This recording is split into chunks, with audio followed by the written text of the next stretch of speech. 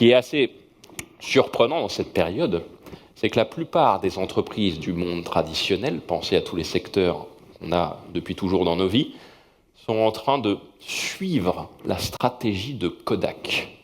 Vous vous souvenez tous de Kodak, hein. Je cite Kodak, mais je pourrais dire BlackBerry, Yahoo, ce que vous voulez. Kodak, souvenez-vous, lorsque l'appareil numérique est arrivé, vous connaissez tous cet exemple, c'est eux qui l'avaient inventé, ils n'y ont pas cru. Déjà parce qu'ils se sont dit, la ménagère de moins de 50 ans n'en voudra pas. Première erreur. Mais surtout, ils sont partis de leur cœur de métier, Kodak, qui était d'imprimer des photos, hein, c'était des chimistes, et ils se sont demandé comment mieux faire leur métier. Et quand l'appareil numérique a commencé à décoller, ils se sont dit, génial, les gens commencent à prendre plein de photos, notre métier c'est d'en imprimer, on va faire fortune. Et souvenez-vous, ils ont eu le même réflexe que la plupart des entreprises traditionnelles aujourd'hui, ils ont créé des use cases, ils ont trouvé des use cases. C'était quoi le use case de Kodak à l'époque?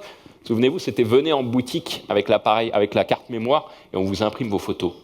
Jamais ils n'auraient imaginé que les gens arrêteraient d'imprimer leurs photos, que cet usage deviendrait obsolète, et qu'à la place, on regarderait nos photos sur les réseaux sociaux et sur les smartphones.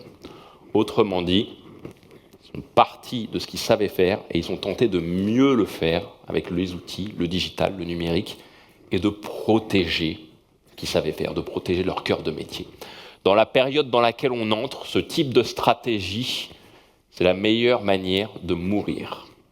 Et ce qui est très dangereux, c'est que la plupart des entreprises suivent cette stratégie en ce moment.